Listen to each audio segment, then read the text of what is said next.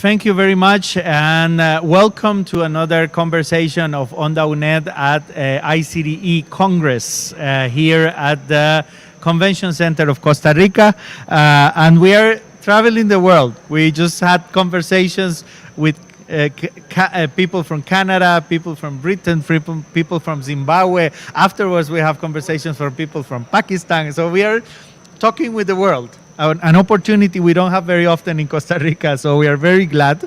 And now we have Uwe Elsholz from the Fernuniversität in Hagen in Germany. So, willkommen. Guten Morgen, Herr Uwe. And, well, it's a pleasure to have you here. Maybe at first you can say hello to the Distance Learning University of Costa Rica, your name and, well, your country as well. Yes. Well, my name is Uwe Elsholz, as you've mentioned, and I'm the Vice President for Continuing Education, Transfer and International Affairs at Fernuniversität. And Fernuniversität, it's the unit of Germany, so it's the only state-funded German university, and yes, I'm glad to send greetings to all the listeners and watchers of the UNED TV show. And well, to be honest, I'm very impressed of the warm welcome we have received here, because I've visited the headquarters of the UNED, and I've visited also a branch in Palmares, and all of your staff is so warm and so open-minded. So it's very impressive for me as a German, because we are not used to it to be so warm welcomed. So and I wanted to give it back a bit of it. So thank you for hosting us. Danke schön. And as we say in Costa Rica, pura vida. That's the warm pura vida. So from your university, and you're in international affairs area, why is so important to do processes like this one of internationalization and cooperation with other latitudes countries? So I would put it this way. The cooperation is most important from an institutional point of view, to get new ideas, to share experience, and so we get new solutions, and we can create win-win situations. So that's from this perspective very important. But the internationalization is even so important for our students, to get new experience and to get more open-minded, and not only to think in German terms. And so this is very important, to not only to get skills, but to get a more open mindset. And that's we want to strengthen this kind of cooperation to enable more international experiences for our students. Good. And what would be your expectations in terms of future relationships with UNED Costa Rica? Because you visited a regional center in Palmares, and well, you were very gladly impressed by the place. So it's good to think on how can we work together in the future.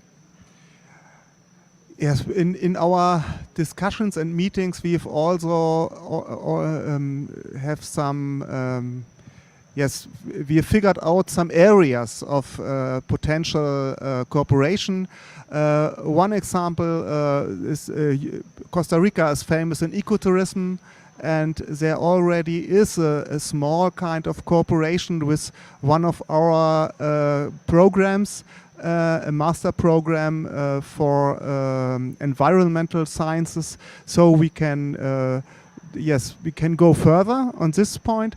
And another very brilliant idea I've got from one of your colleagues, from Alvaro, I think the you will know him, is to use the same. The vice rector. Yes, the vice rector, and is to use the same materials and videos, but to use AI and to translate it in your own language. So you can use our material and vice versa, and so we can go this way, and so it's a win-win situation for both of us.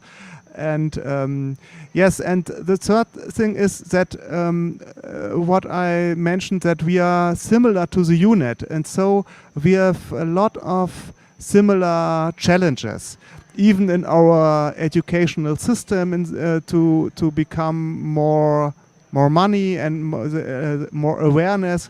And yes, how to solve this questions, the transformation from printed materials to online. And so we want to share our experience in the future and to find solutions to learn from each other. Very, very interesting point of view. Maybe we can deepen the discussion about the challenges. You were talking about maybe you had the same model as UNED. We used to be distance, but mostly by paper. So you're, I guess after the pandemic, you were forced to switch to virtual. So how has it gone for you, this transformation? First, I was very impressed about your workshops, your printery, and it's quite similar to ours. And well, there is a transition, but it's quite slow. And you have to take into account that our learners, some of them, they wanted the printed material, so we will also have it in the next years, I'm sure. But it's only one part of our teaching and learning environment, and how to create a good kind of ecosystem for teaching and learning, and that's our challenge with printed materials and online and digital.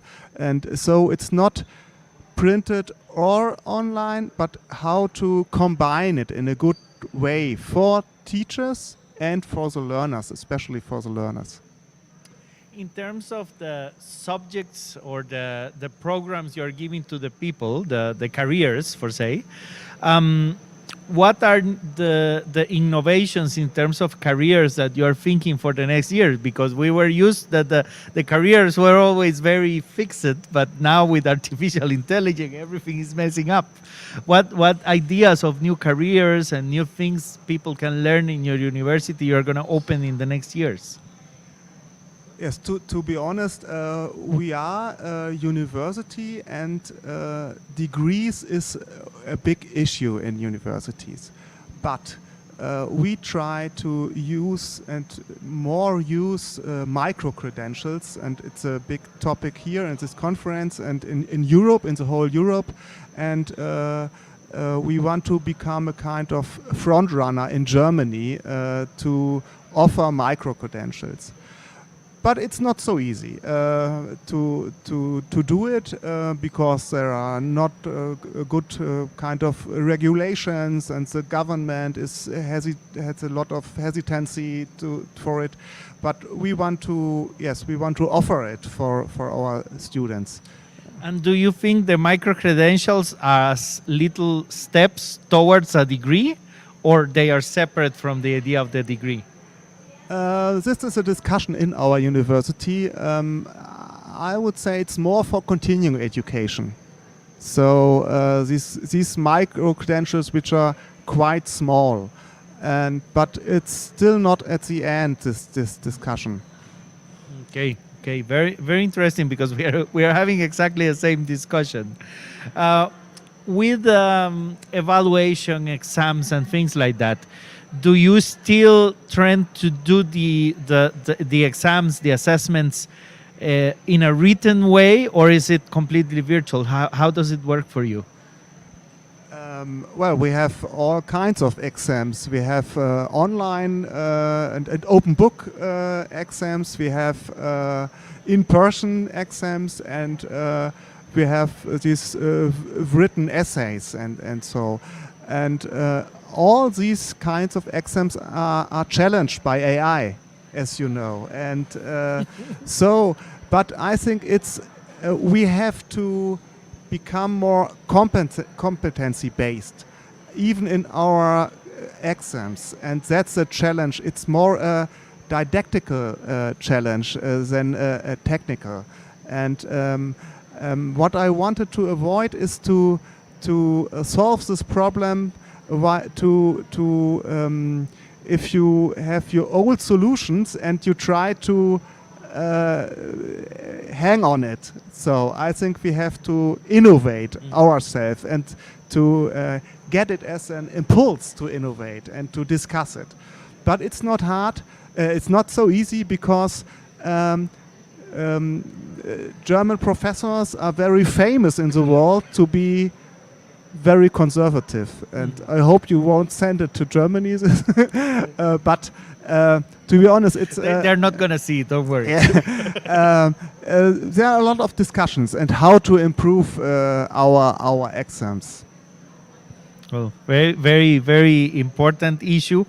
And maybe as a closing from what you have seen here in Costa Rica and you have discussed in this meeting, which I think after the pandemic, it should be one of the first like really big world events that there is. So what have you taken with you that you're maybe saying, oh, these are good ideas that I want to take back home? Well, at first I have to mention that it's good to meet all these guys and women from all over the world which have a similar mindset and that education has to be open and flexible and accessible. So the world, and that there are a lot of more competition from private companies, and we have to discuss more. I have gotten some ideas.